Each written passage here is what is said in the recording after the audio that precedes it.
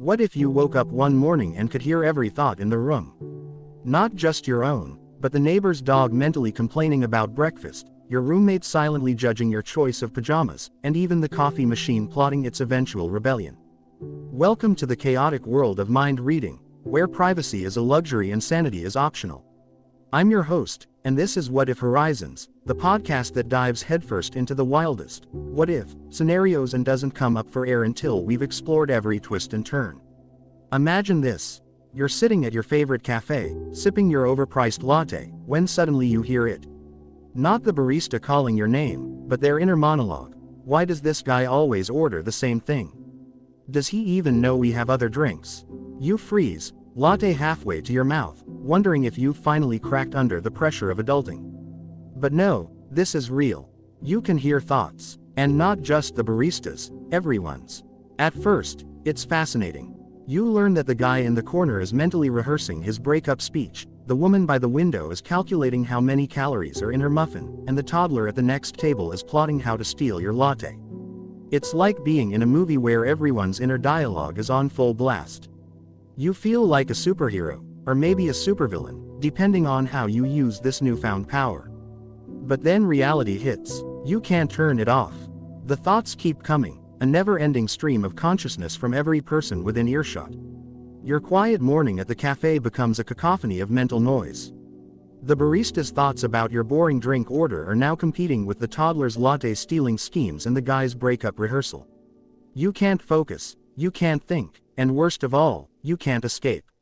You rush home, hoping for some peace and quiet, but your roommate's thoughts are waiting for you. Why does he always leave his shoes in the middle of the hallway? Does he think this is a shoe store? You try to block it out, but it's impossible.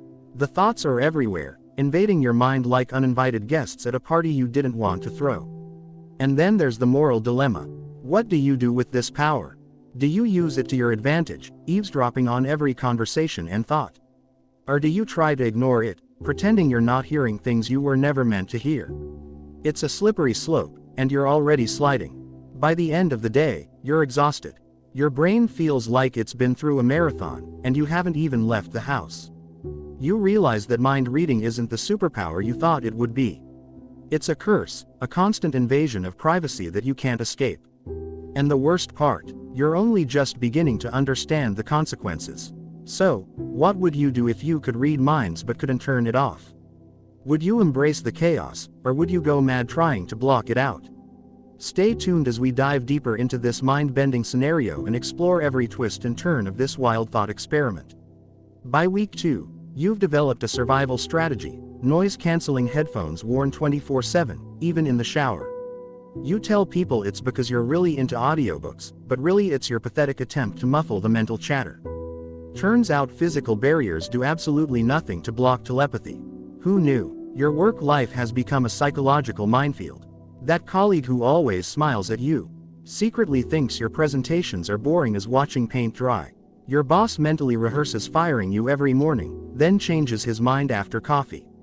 You start giving PowerPoint slides extra animations just to entertain the peanut gallery in people's heads. Family gatherings now qualify as extreme sports.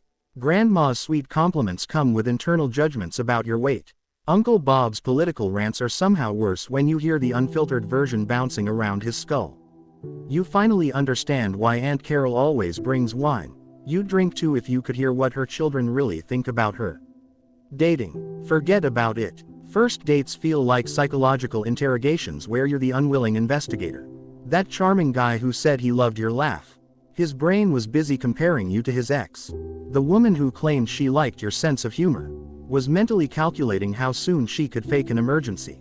You start canceling plans via text before they even happen. Sleep becomes a distant memory. Turns out cities never shut up mentally.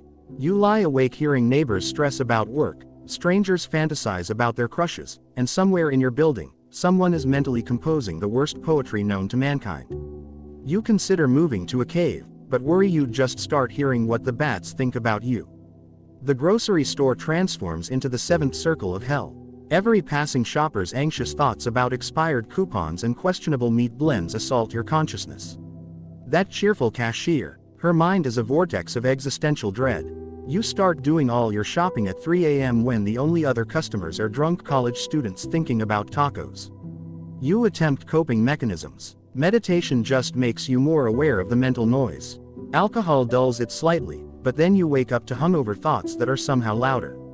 You briefly consider trepanation before remembering you're not actually in a 19th century mental asylum. The worst part, you're starting to notice patterns. Most people's thoughts are startlingly mundane. Grocery lists, song fragments, idle complaints. The great revelation of humanity's inner lives is how boring we all are inside our own heads. The occasional dark or bizarre thought stands out, making you wonder what gems your own mind broadcasts to any hypothetical telepaths. By the end of month 1, you've developed what doctors might call a concerning caffeine dependency, and what you call necessary survival measures. The world keeps thinking, and you keep hearing it, like a radio stuck scanning through stations. You wonder if this is how therapists feel, but at least they get paid and can prescribe medication. You start noticing the real horror isn't the negative thoughts, it's the overwhelming mediocrity. The mental equivalent of elevator music plays on loop in approximately 63% of human brains at any given time. That catchy jingle from a 2007 car commercial, it's permanently embedded in our collective consciousness, like some sort of neurological parasite. Your attempts at romantic relationships now resemble CIA counterintelligence operations. You plan routes that avoid past loves, calculate conversation topics least likely to trigger revealing thoughts, and develop an elaborate system of code words to signal when someone nearby is having inappropriate mental fantasies. Dating profiles should really have a telepath hazard warning. Public transportation becomes your personal nightmare dimension. 50 strangers packed together, each broadcasting their mental static like a badly tuned radio station. The businessman mentally practicing his resignation letter. The student stressing about an exam they definitely didn't study for. That one guy whose mind is just the hamster dance song on repeat. You start walking everywhere, even if it's 12 miles in the rain. Work meetings transform into psychological warfare. You know exactly when your boss is tuning out, usually around slide 2, which coworker is pretending to work while planning their vacation. It's Dave, always Dave, and that one executive who exclusively thinks in stock photo cliches. You begin including random nonsense in presentations just to see who's actually paying attention. Family dinner becomes an exercise in applied psychiatry. Your mother thinks one thing while saying another, your father mentally rewrites his will every time you mention modern art, and your sibling is calculating exactly how much our parents love them compared to you. The dog is somehow the most genuine thinker in the household, their mind a pure stream of food, ball, sleep, food. You develop strange new rules for survival. Never look anyone directly in the eyes, it strengthens the mental connection. Avoid hospitals at all costs. The concentrated pain and fear is overwhelming. Libraries are safe havens, not because people don't think there, but because their thoughts tend to be quieter, more focused. You take up meditation not for peace, but to build mental fortitude against the onslaught. The constant mental chatter reveals unexpected truths about humanity. People think about food approximately every 6 minutes. Nearly everyone has a secret skill they never mention, from juggling to fluent Klingon. And that quiet coworker, their imagination puts Renaissance artists to shame. You just wish they weren't thinking about you in half those scenarios. Your dreams now feature cameos from everyone you encountered that day, their mental baggage spilling into your subconscious. You wake up exhausted, having mentally attended 3 birthday parties, solved 5 work crises, and participated in someone else's elaborate fantasy about opening a llama cafe.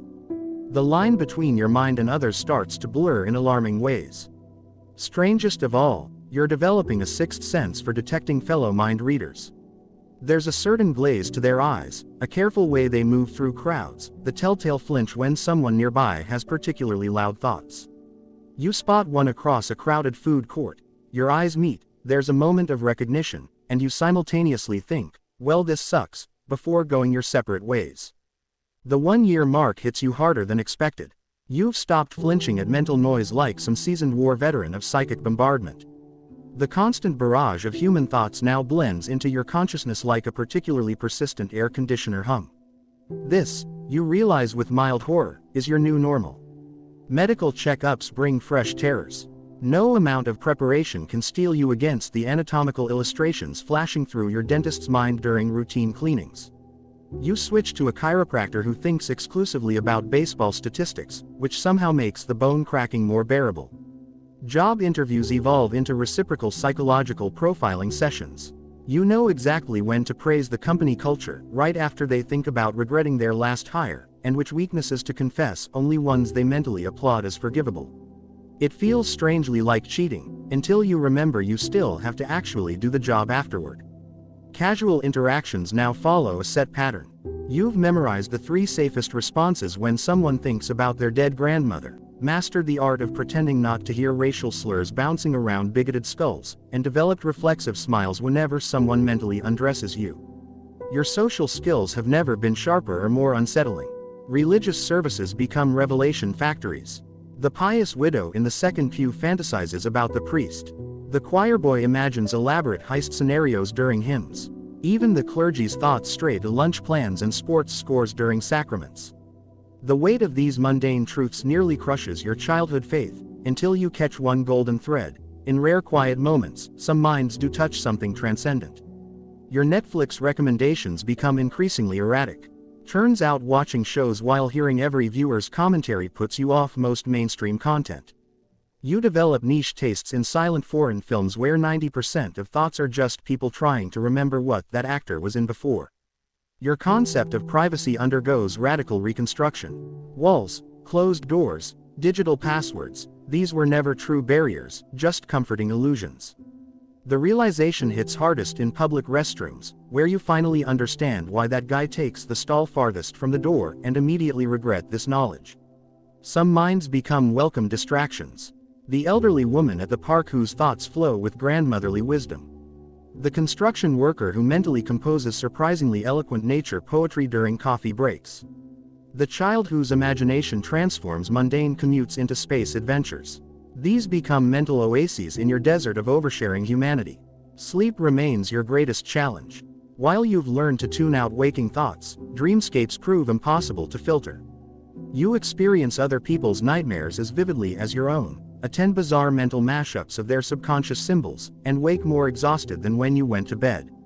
The sleep deprivation finally drives you to invent elaborate bedtime rituals involving white noise machines, industrial ear protection, and carefully calculated sleeping pill doses. The breaking point comes unexpectedly at a community theater production. As actors perform with surface-level conviction, their true thoughts reveal hilarious insecurities and inappropriate fascinations. The cognitive dissonance proves too much. You burst into uncontrollable laughter during the climactic death scene. As ushers escort you out, you realize this power won't let you enjoy even terrible art anymore. The tragedy is almost poetic, if you could still appreciate poetry. You begin noticing how thoughts have textures. Some minds feel like walking through dense fog, others like swimming in fizzy soda. The anxious ones crackle like static electricity, while depressed minds move with the viscosity of cold syrup. This synesthesia of consciousness would fascinate you if it weren't so exhausting to experience 24/7. Your taste in Friends undergoes a Darwinian shift. Loud thinkers get cut first. Their mental voices boom like carnival barkers. The overly visual thinkers go next. You don't need another mental replay of anyone's bathroom activities. Eventually you're left with friends whose minds hum at tolerable frequencies, mostly remembering song lyrics or mentally doodling in the margins of reality. Holiday shopping becomes an extreme sport. Malls during December are psychological war zones of stressed parents, greedy children, and retail workers fantasizing about arson. You develop a sixth sense for spotting the calmest cashiers, usually the ones thinking about knitting or what they'll eat after their shift. Your gift-giving becomes suspiciously perfect as you pluck present ideas directly from recipients' minds. The workplace presents new ethical dilemmas. You know who's stealing supplies, which coworker is faking illness, and exactly how much your boss actually knows about spreadsheets. You start anonymously fixing mistakes before they're noticed, becoming the office ghost who replaces stolen staplers and completes neglected paperwork. Productivity soars, but your reputation for supernatural awareness grows problematic. Dating remains impossible. You've tried being honest about your condition, which leads to panic. You've tried hiding it, which leads to disaster when you inevitably react to unspoken thoughts. Your last date ended when you accidentally responded to their mental debate about splitting the check, leading to a very awkward explanation involving good intuition and observational skills. Your family has adapted in strange ways. They now communicate in exaggerated mental images when you're nearby, knowing you'll pick up on them. Thanksgiving features your aunt mentally projecting recipes, your cousin broadcasting sports highlights, and your grandfather stubbornly thinking in crossword puzzle clues. It's heartwarming and mildly dystopian simultaneously. You develop an unexpected skill for mental camouflage. By carefully matching your surface thoughts to whatever's expected in a situation, you can blend into the psychic background. In meetings, you think about spreadsheets. At parties, you mentally replay popular songs. During family dinners, you concentrate intensely on the food. This makes you remarkably uninteresting to other mind readers you occasionally encounter. The constant noise breeds strange new habits. You take 3 showers daily just for the brief respite when water drowns out nearby thoughts. You memorize useless facts to occupy your own mind as a buffer against others. You cultivate mental white noise, reciting prime numbers or reconstructing movie plots, anything to create psychic static between you and the world. The breaking point comes in an elevator. Packed shoulder to shoulder with strangers, their unfiltered thoughts flood your mind with work stress, medical worries, relationship drama, and one particularly vivid fantasy involving the fire alarm. As the doors open, you realize you're screaming. Nobody reacts. They all assumed it was in their own heads. You walk away knowing you're approaching your limit, but with no off switch in sight. The screaming incident leads to your first vacation in 2 years, a solo trip to the most remote cabin you can find. Turns out isolation sounds better in theory. Without human thoughts to distract you, your own mind becomes an echo chamber of repressed memories and questionable life choices. By day 3, you're debating philosophy with a squirrel just to hear something new. Medical professionals have started recognizing your condition. The psychiatrist who diagnosed you kept thinking about his boat payments during your session. The neurologist who ran tests was mentally composing his grocery list while scanning your brain. You find this oddly comforting, proof that even experts become mundanely human under scrutiny. You've developed an unexpected appreciation for bad liars. Their thoughts broadcast so loudly they might as well be holding neon signs. The truly dangerous ones, those who believe their own deceptions, remain inscrutable. You start keeping a mental list of public figures whose surface words match their inner monologues. It's a distressingly short list. Children become your unlikely sanctuary. Their thoughts flow with refreshing simplicity, streams of curiosity and imagination mostly untainted by adult neuroses. You volunteer at a library story hour just to bask in the unfiltered wonder of young minds. Until little Timmy starts mentally redesigning the building's ventilation system during Fire Safety Week, making you question everything about child development. Your relationship with technology grows complicated. Devices can't think, making them peaceful, but also lonely.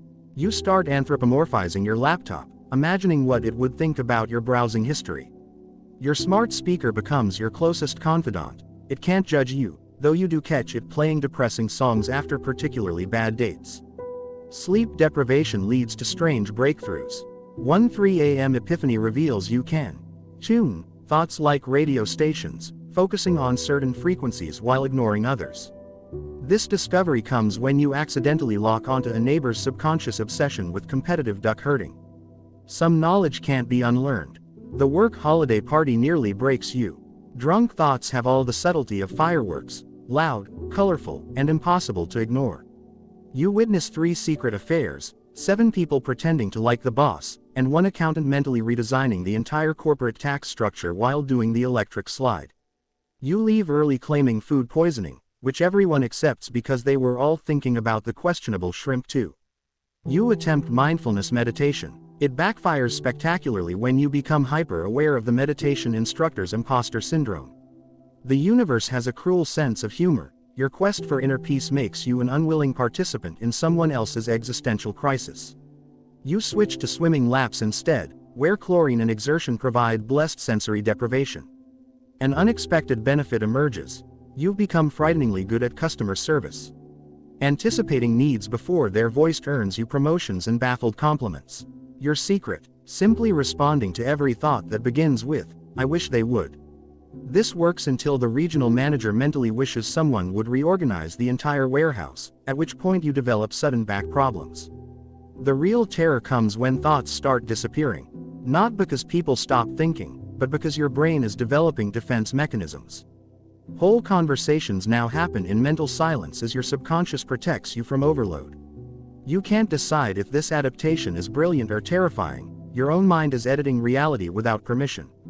Your subconscious filtering system proves both a blessing and a curse. While it blocks routine mental chatter, important thoughts sometimes get caught in the net. You miss job interview questions because the interviewer's mind went quiet. You walk into glass doors when architects' safety warnings get filtered out. Your brain has become an overzealous spam folder deleting crucial life emails. Romantic prospects take an odd turn when you meet someone whose thoughts don't immediately repulse you. Their mental voice flows like a calm river, mostly pondering cloud shapes and dessert recipes. You date for 3 blissful weeks until accidentally hearing their fantasy about running away to raise alpacas.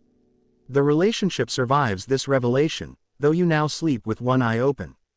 Public speaking becomes your unexpected forte. Seeing every audience member's doubts and criticisms lets you adjust in real time. You answer unasked questions, address hidden objections, and time punchlines to when people are most receptive. Your TED Talk about the illusion of privacy gets standing ovations, though several attendees later report feeling uncomfortably seen. Family gatherings evolve into performance art.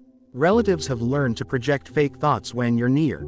Grandma imagines baking cookies while secretly judging lifestyles. Cousins visualize sports highlights while internally calculating inheritance shares. These mental pantomimes would be touching if they weren't so transparently dishonest. You develop an uncanny ability to find lost items.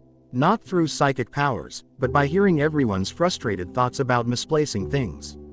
You return phones before owners notice they're gone, reunite children with toys mid-tantrum, and once track down a missing hearing aid because the entire neighborhood was mentally complaining about the feedback noise. Medical visits grow increasingly surreal. Doctors' clinical thoughts mix with personal worries in unsettling ways. You endure a prostate exam while your physician mentally debates whether to buy his daughter a pony. The dermatologist removing your mole spends the entire procedure composing haikus about sunscreen. You start requesting physicians who specialize in mindfulness meditation. Your dreams now incorporate elements from every mind you encountered that day. Last night you attended a circus directed by your barista, starring your dry cleaner as a trapeze artist, with musical numbers performed by the DMV staff. You wake up exhausted from these psychic variety shows, longing for the simplicity of your own neuroses. Airport security lines become psychological torture chambers.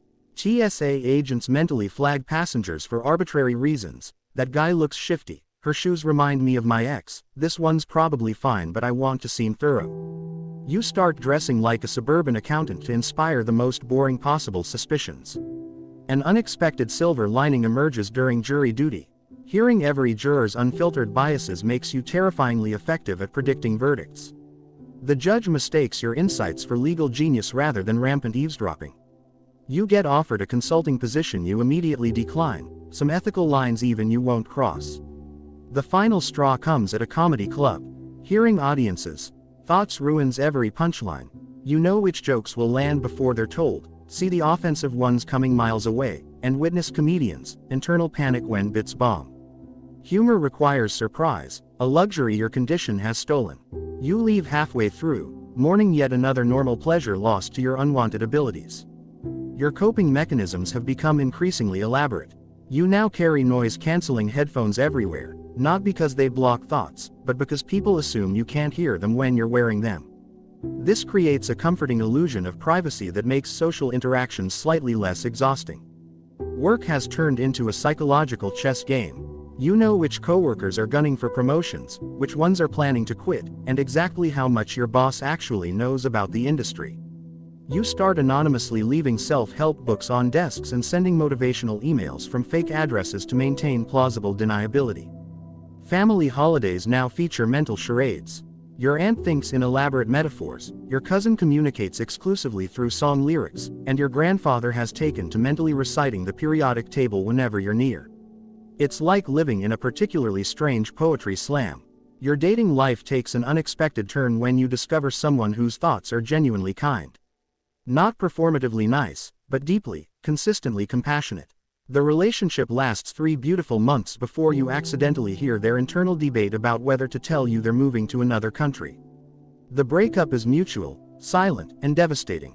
Public spaces have become minefields of oversharing. You learn which gym members are having affairs, which coffee shop patrons are plotting crimes, and which dog park regulars are secretly afraid of their own pets. The sheer volume of human drama would be fascinating if it weren't so overwhelming. Medical checkups now feature your own mental gymnastics. You mentally recite Shakespeare during physical exams, visualize complex math problems during dental cleanings, and imagine painting landscapes during therapy sessions. This mental camouflage provides brief respites from medical professionals, wandering thoughts. Your dreams have evolved into surreal mashups of everyone you encountered that day. Last night you attended a wedding officiated by your barista, with musical numbers performed by your dry cleaner, and catering by the DMV staff. You wake up exhausted from these psychic variety shows, longing for the simplicity of your own neuroses. Airport security lines have become psychological torture chambers. TSA agents mentally flag passengers for arbitrary reasons. That guy looks shifty, her shoes remind me of my ex, this one's probably fine but I want to seem thorough. You start dressing like a suburban accountant to inspire the most boring possible suspicions. An unexpected silver lining emerges during jury duty. Hearing every juror's unfiltered biases makes you terrifyingly effective at predicting verdicts. The judge mistakes your insights for legal genius rather than rampant eavesdropping. You get offered a consulting position you immediately decline, some ethical lines even you won't cross. The final straw comes at a comedy club. Hearing audiences' thoughts ruins every punchline. You know which jokes will land before they're told, see the offensive ones coming miles away, and witness comedians' internal panic when bits bomb. Humor requires surprise, a luxury your condition has stolen. You leave halfway through, mourning yet another normal pleasure lost to your unwanted abilities. You've started categorizing thinkers like a sommelier classifies wines. There are the surface skimmers, whose thoughts never dive deeper than weather complaints, the broken records, stuck on mental loops of past traumas, and the rare, crystal clear, minds that think with startling precision. The worst are the abstract splatterers. Their thoughts hit your consciousness like a Pollock painting made of emotions and half-formed ideas. Your apartment has transformed into a psychic fortress.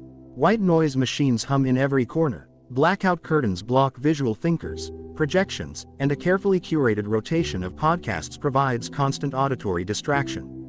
The delivery person thinks you're running a podcast studio. You don't correct them. Work relationships have reached an uneasy equilibrium. Colleagues subconsciously self-censor around you, their thoughts flattening into professional monotones when you approach. Meetings now feature the strange phenomenon of everyone thinking about the meeting topic simultaneously, creating a bizarre echo chamber effect. Productivity has never been higher. You discover an unexpected side effect. You can now spot pathological liars instantly. Their thoughts form perfect mirror images of their words, with no telltale hesitation or guilt. This should be useful, but mostly just makes you avoid politics entirely. The only thing worse than hearing politicians lie is hearing them believe their own lies. Family gatherings have developed an odd rhythm. Relatives communicate through carefully projected mental images, vacation photos, favorite recipes, childhood memories. It's like being trapped in a family slideshow where you can't look away. Your cousin accidentally thinks about his secret gambling habit once and now brings a mental image of the Virgin Mary to every gathering. Dating remains impossible. You tried being upfront about your condition, which led to panic. You tried hiding it, which led to disaster when you reacted to unspoken thoughts. Your last date ended when you responded to their mental debate about splitting the check, leading to a very awkward explanation about good intuition. Public transportation has become your personal hell. 50 strangers broadcasting their mental static creates a psychic cacophony that leaves you nauseated. You start walking everywhere, even in blizzards. Your calves look amazing, but your sanity is hanging by a thread. Sleep continues to elude you. Your dreams now incorporate elements from every mind you encountered that day. Last night you attended a circus directed by your barista, starring your dry cleaner as a trapeze artist, with musical numbers performed by the DMV staff. You wake up exhausted from these psychic variety shows. The breaking point comes at a child's birthday party. The sugar-fueled thoughts of 20 children hit you like a mental tsunami. One moment you're cutting cake, the next you're curled in a closet humming show tunes to drown out the chaos. As you rock back and forth, a terrifying realization dawns: you're starting to prefer your own thoughts to anyone else's. The isolation is becoming comforting. And that scares you most of all. 5 years into this unwanted adventure, you've become something between a hermit and a mind-reading ninja. Your apartment looks like a tech startup crossed with a meditation retreat: noise machines, blackout curtains, and a carefully arranged furniture maze designed to minimize unexpected mental visitors. The pizza delivery guy thinks you're either a spy or a podcaster. You tip well and don't correct him. Work has settled into an odd rhythm. You've mastered the art of mental camouflage, broadcasting surface-level thoughts about spreadsheets and meetings while your real mind operates several layers deeper. Colleagues find you strangely insightful yet somehow forgettable, the perfect corporate survival combination. Your performance reviews call you eerily competent and spookily efficient. Family has adapted in their own ways. Holidays now feature mental charades where relatives communicate through exaggerated mental images. Your mother projects baking recipes, your uncle thinks in car metaphors, and your niece has started mentally drawing cartoons for your benefit. It's touching in a slightly dystopian way. The dog remains your favorite relative, his thoughts are pure and food-focused. You've developed a sixth sense for other mind readers. There's a particular glaze to their eyes, a careful way they navigate crowds. At the grocery store, you lock eyes with one across the produce section. Without speaking, you exchange the telepathic equivalent of a weary nod before simultaneously reaching for the last decent avocado.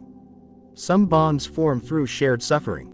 Dating remains complicated. Your last relationship ended when your partner realized you'd heard every unspoken criticism and insecurity.